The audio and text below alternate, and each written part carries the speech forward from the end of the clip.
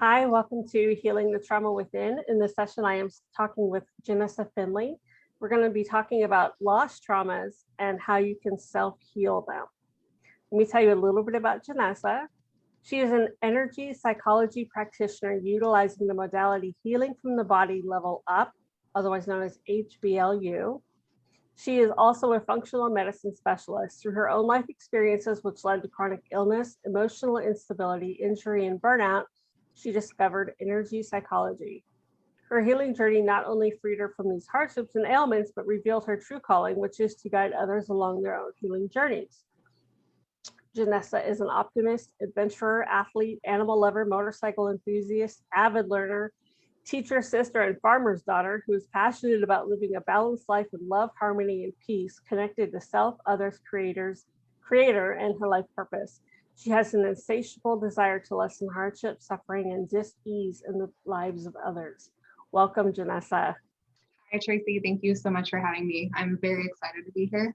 I'm thrilled to have you here. I can't wait to learn more about this modality that you talk about. So we're going to dive into that here shortly. But let's talk a little bit about lost traumas, because I think pretty much all of us have been touched by some kind of a loss, whether it's a friend, a family, a loved one, an animal, something. We've all been touched by loss. How does that really affect us? In so many ways. Literally, I know that answer is so very broad, but we're so very different as individuals as well. And so the ways that trauma touches one person is going to look very different than how it touches another person. True. And so to give a concrete answer of what that looks like, it's really challenging to do. There are the people who suffer a loss and they're just kind of stuck in that moment in time and they have a hard time moving forward. Then there are the people who experience a loss and they're able to soldier forward, but they have times and moments where the grief comes in waves and they're sucked back into that devastation or hurt or pain.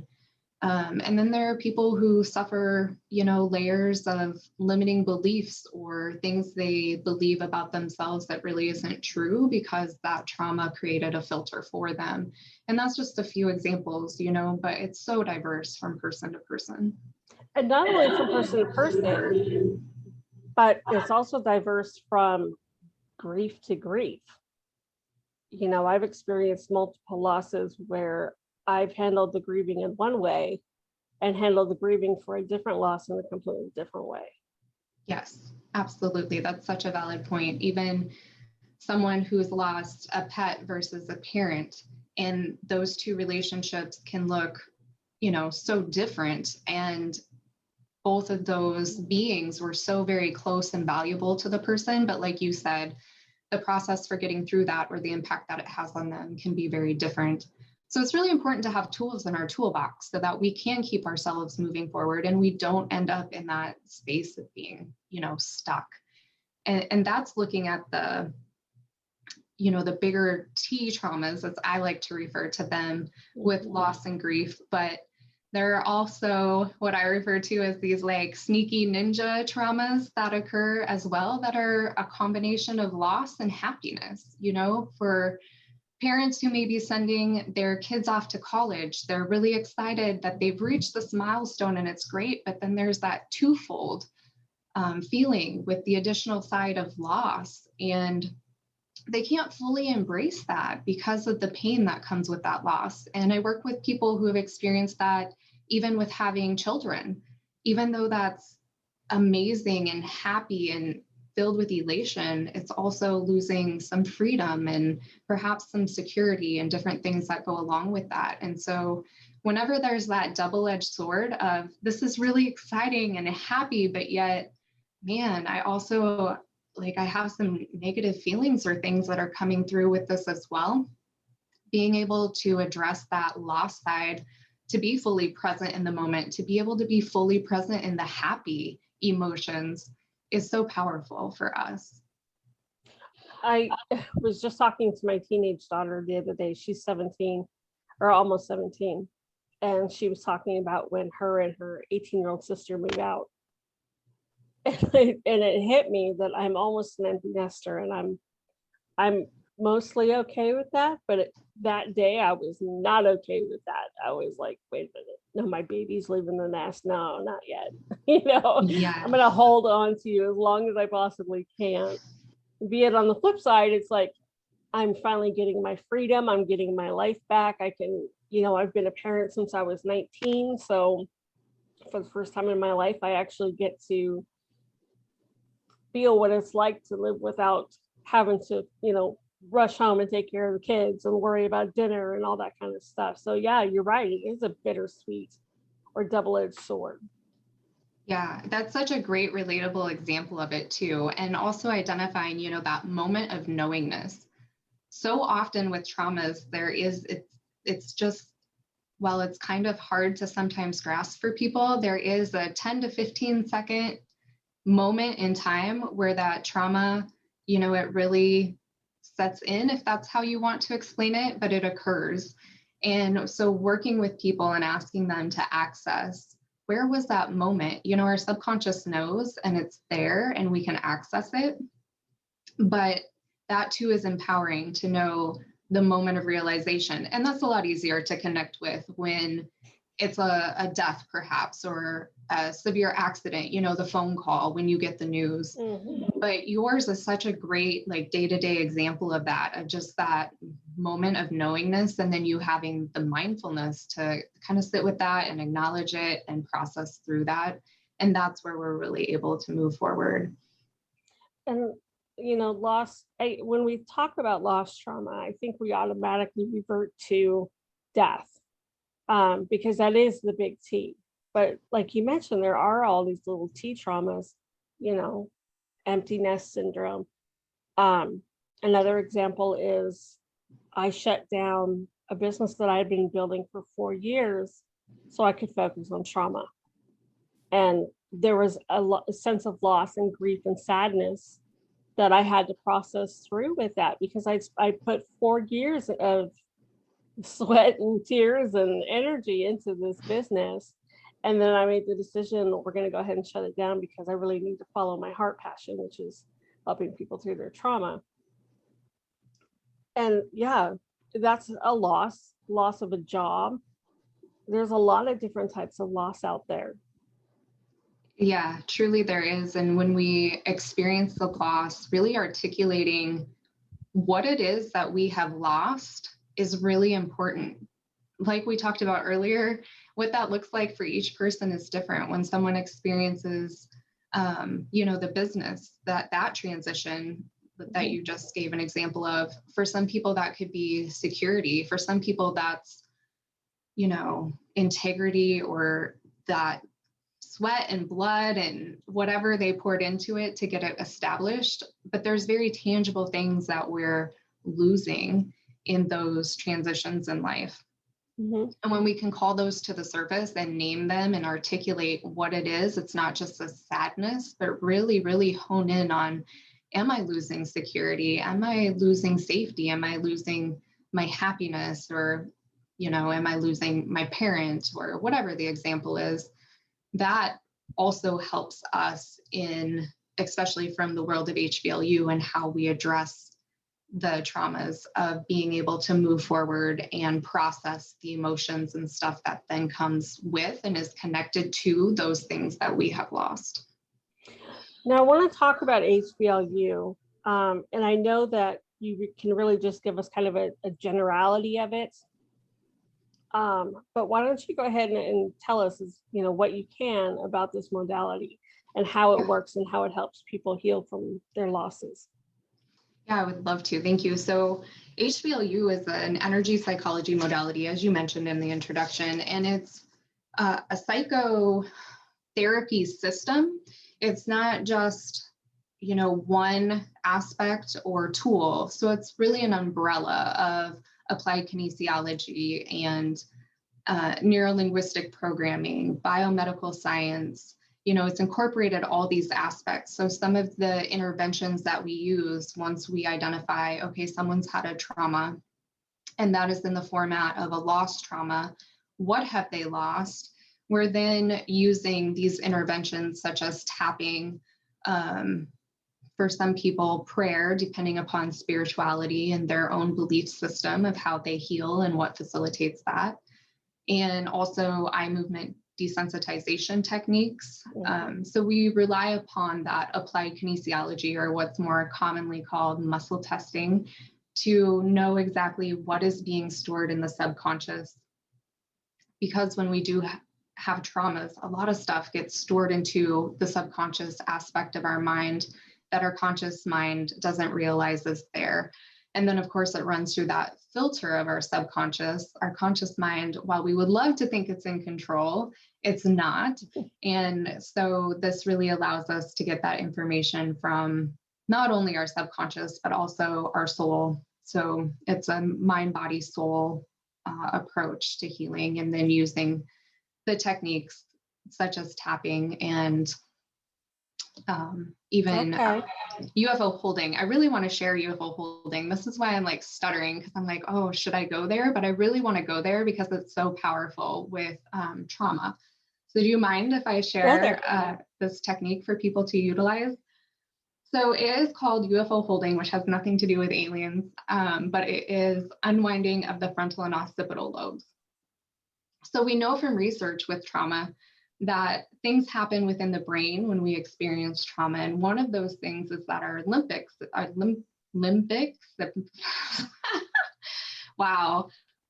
system is activated, and that's our emotional processing center. It also includes the amygdala.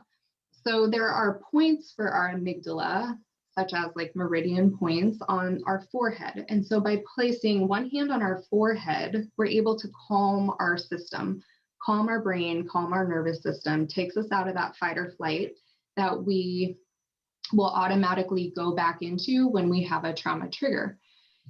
With our other hand placed on the back of our head, and this seems so simple, right? Like literally people are like, Janessa, you want me to hold my head? Yeah, I really, really do. It's powerful. So you have one hand on your forehead, one hand on the back of your head, and on the occipital lobe, this is our visual center. And so we also know from research that the visual center of our brain gets activated and is more highly engaged with traumatic events as well. So by calming the amygdala and our nervous system, and then also activating the visual perception portion of our brain, we're able to replay that event in a positive way so that it releases the emotional aspects of it and allows us to see it as an experience rather than, you know, the trauma triggers and the negative connotations or the negative impacts it can have in our life.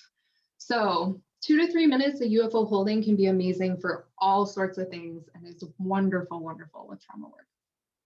Interesting. I mean, I've heard of EFT. I practice NLP. I know EMDR, which is the eye movement desensitization. I'm going to stumble over my tongue today too. Welcome to the club. yeah, keeping it real. So that is another interesting modality too. And you just, is that all you do? You don't have to do anything else, just kind of sit there? Right. So that's one of the interventions. So for instance, if you were addressing a limiting belief, you would want to focus on the belief that you would want stored into belief. With the trauma outline that we go through, especially with loss trauma, it really mirrors the stages of grief, but then there's a lot more things that can imprint in a trauma, such as what I mentioned with limiting beliefs or safety, control, different aspects. So as we go through each line of the outline, then it depends on what specifically we're treating. So, you know, with loss trauma, it always starts with shock and fear. With trauma in general, shock and fear, if that imprints, it's going to be the first thing. You know, you get that phone call and your response is, oh my God, right? There's shock and fear. So if you're treating that aspect, then that's what you're focused on while you're doing the UFO holding. Interesting. Okay. Yeah. So if people are really connecting in with a certain emotion, just like the tapping, you focus on the emotion or the sentence that you say when you begin the tapping. you would just focus on that aspect of what you're really feeling, what you want to release, so that it can be filled in with a higher vibration or a higher emotion. Okay. Well, why don't you take us through a little bit and describe the EFT and the NLP just a little bit more for those who don't really know what those mean. I mean, we talk about them in some of the other sessions, but we don't really dive into what tapping is, other than maybe an example of doing some of the tapping. So, At the points, sure. Yeah. Well, tapping is based upon our meridian system. And for people who don't know what the meridian is, it's pathways of energy flow through our body that's connected to organs, and each organ is connected to an emotion. And so we tap on certain points along the meridian system to then be able to release and drain that emotion or move that energy through our nervous system.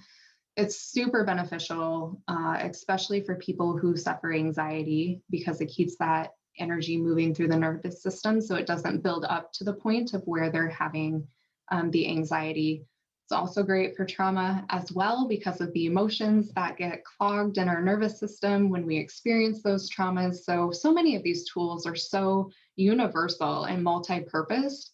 I don't want people to think that just because they're hearing them here in this trauma summit, that's the only way that they can use them. They can use them daily to, before you go to bed, it'll help you sleep if you walk through the tapping, because it calms your system so dramatically. And one of my free gifts here is a tutorial that I have where we combine EFT and TFT into one tapping technique. So people can watch that video and take themselves through that, process out an emotion or something that they're struggling with, a trauma that they've experienced, and feel the effects that it has. It's really, really powerful, simply by moving energy through the pathways in our body. It is powerful. And I'm not going to lie, it looks weird. But once you get past that and you really start feeling the benefits of it, it does work. For sure. Yeah. I may have been known to tap a time or many in a bathroom on a bathroom break, just because I had been triggered by something, or I'm also very introverted. And so being out in public, some of those things I just am more sensitive to, especially earlier in my journey of healing and addressing my own life experience issues. But yeah, it definitely, I too would have to own it can certainly look weird, but it's very much worth the benefits of it. And there are ways to sneak away and be able to utilize that. And another technique that I teach people too is these pressure points on their arms. And so you don't even have to sneak off to a bathroom to do that. You can be sitting at a dinner table and just alternate and put pressure on your arms, and people just kind of think, oh, you're giving yourself a hug, but it is going to calm your system. So there's a lot of different ways to use the tapping as well that, doesn't take the whole EFT system or process, and still get benefits from that. Awesome. And take us through NLP a little bit. So NLP, with neuro-linguistic programming, it's really language focused, and the way that people speak, they're not just merely using words to describe something, but they're really telling you something on a deeper level. So paying attention to people's body languages, to their words. And it's also very parts focused. As we experience traumas, we can fragment with those big T traumas and essentially have parts of us fragment from the whole. And so NLP is also focused on the integration of parts to bring these parts that fracture from our being during these horrible experiences that we have back to the whole, so that we can feel whole and complete. And I feel like that's kind of a misjustice to NLP, because there's so many parts and pieces of it, and it too in itself is a pretty complex system. But just as an introductory, very brief description of NLP, That's its main kind of the highlights. Awesome. Thank you so much, Janessa, for coming on and talking to us, telling us about these different modalities. Listeners, the bonus gift she's talking about, if you haven't already visited the bonus page, be sure you do. There's lots of amazing gifts over there, including Janessa's.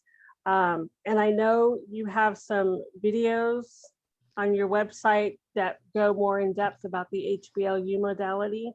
I do. I have videos on my website that explain HBLU. And then I also in a membership site, which they can find more information about that, either by reaching out to me, please email me, connect with me. I would love to hear from you.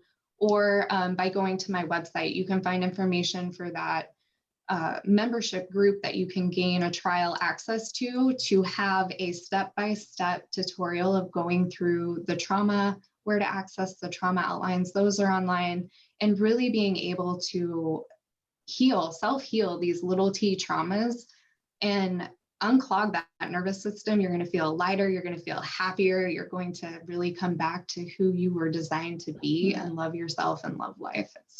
It's awesome. I love it.